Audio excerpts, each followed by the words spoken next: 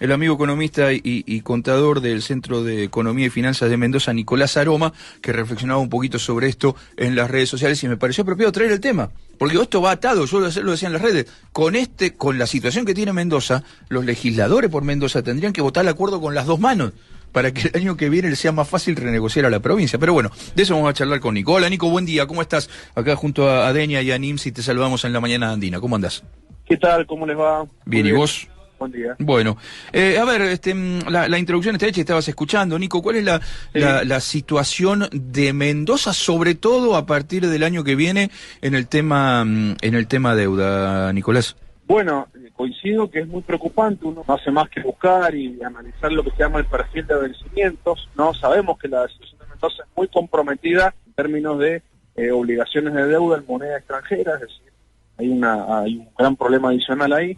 Cuando empezás a ver cuál es el perfil de vencimientos, encontramos que ya el año que viene, o sea, esto no es corto plazo, es muy corto plazo, en Mendoza se enfrenta a un vencimiento de capital de ese famoso bono reestructurado en dólares, que va a superar las obligaciones que vencen, los 120 millones de dólares. Como no sabemos hoy si eso es mucho o es poco, hay que un poco relativizarlo y ponerlo en contrapunto con algunas otras cosas. Por ejemplo, si vos analizás cuál fue la obra pública ejecutada en el año 2021, está cerca de los 35 millones de dólares lo que se ejecutó de obra pública. Entonces estamos hablando de una situación muy preocupante. O sea que lo que debe, lo que la Mendoza tendría que pagar el año que viene de deuda en capital equivale a 4 veces la obra pública que se hizo el año pasado. Sí, probablemente, exactamente. Claro, 3 por 4, 12, digamos, dólar más, dólar menos, igualito que en Santiago, decía la chacarera.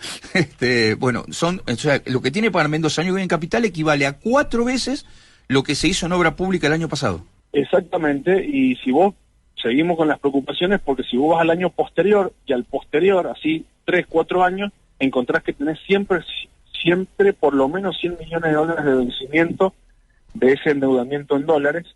Y ahí un poco la pregunta es, bueno, con respecto al FMI, ojo, porque Mendoza y las provincias que están con altos niveles de deuda, por ejemplo Jujuy, y no es un detalle en todo lo que hemos estado viendo del acuerdo con el Fondo Monetario, tienen un alto nivel de exposición a una moneda que por supuesto no solo no maneja la Argentina, mucho menos la provincia. Entonces digo, cualquier cimbronazo en el tipo de cambio o en la devaluación, esos 100 millones de dólares que hoy son difíciles de conseguir, ante cualquier movimiento del tipo de cambio son mucho más difíciles de conseguir, porque Mendoza, con mucho viento de cola y creciendo mucho, recauda en pesos y va a tener que ir a cambiar los dólares para pagar.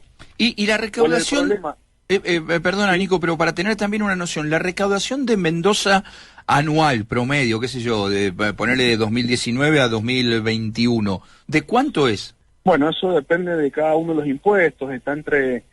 Mira, del total del presupuesto, el 50%, el 60% está siendo financiado por nación, así por coparticipación más recursos discrecionales que se le llaman, y el 40% por los impuestos provinciales, ingresos brutos, automotor, inmobiliario y regalías. Un poco así viene la torta, y estamos hablando de 100.000 millones en los impuestos provinciales que recauda Mendoza.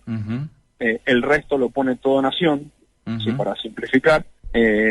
Entonces lo que se ve con esos vencimientos y el ritmo de recaudación que está teniendo Mendoza, porque también hay un detalle, la recaudación de ingresos brutos no viene para nada bien, aún en épocas de rebote y crecimiento fuerte, la recaudación es débil, por eso es que la torta de recursos se ha ido inclinando hacia el lado nación. Entonces con esa debilidad en el ritmo de crecimiento y de recaudación del recurso, más el incremento importante de los vencimientos que vienen, ponen a Mendoza en una situación muy alarmante, y me parece que no se está viendo hoy con el grado de preocupación que se debería ver. Acá le agrego un datito más que me parece fundamental. Mendoza ya comenzó un importante ajuste y tiene que ver con la obra pública. Recién hablábamos de cuánto ejecutó de obra pública. Bueno, es la mitad de lo que presupuestó para el 2021.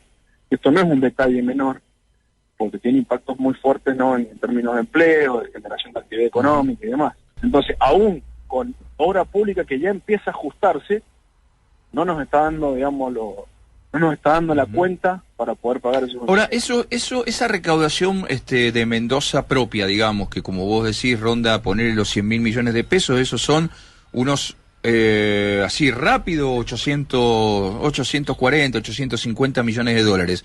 O sea que vos más del 10% de lo que recaudás propio, sin lo que te gira la nación, tenés que destinarlo a pago de capital solamente de la deuda a partir del año que viene. ¿Está bien la cuenta? Sí, así es. El tema es que vos ahora no estamos contando todos los gastos del Estado, digamos. Estamos hablando que... No, claro, no, estamos hablando nada más que de la deuda.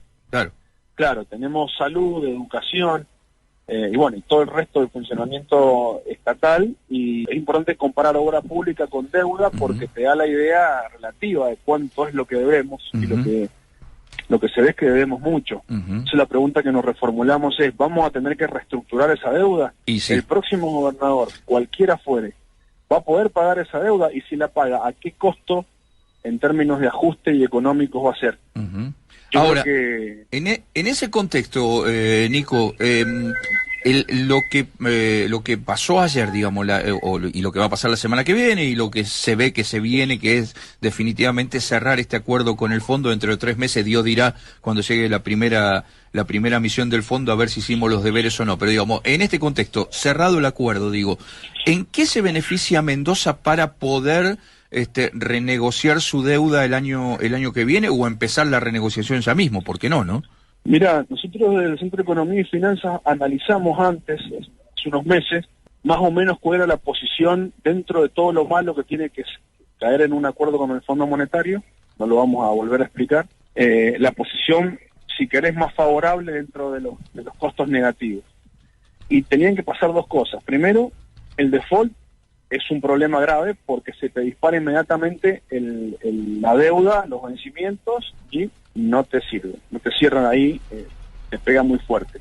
Y por el otro lado, no tenía que haber un ajuste importante. Digo, un ajuste con el Fondo Monetario te hace que se te caigan los recursos que la nación está transfiriendo de manera importante vía coparticipación por el crecimiento. Es decir, sí o sí tiene que existir el crecimiento económico en la nación para que Mendoza pueda tener cierto margen. Y el otro escenario de default, devaluación e inflación, por supuesto que a Mendoza no le conviene, porque está muy expuesto en sus pasivos a la moneda extranjera. Entonces, bueno, es ahí donde vemos que un acuerdo, siempre complicado con el Fondo Monetario, siempre, lo que hace es un poco evitar, digamos, el colapso directo, ¿no? Hoy, tener que pagar los costos hoy de un problema que ya la provincia ya viene cargando muy fuerte en sus espaldas. Seguro. Nico, gracias por este ratito. Sé que abandonaste una reunión para charlar un ratito con nosotros.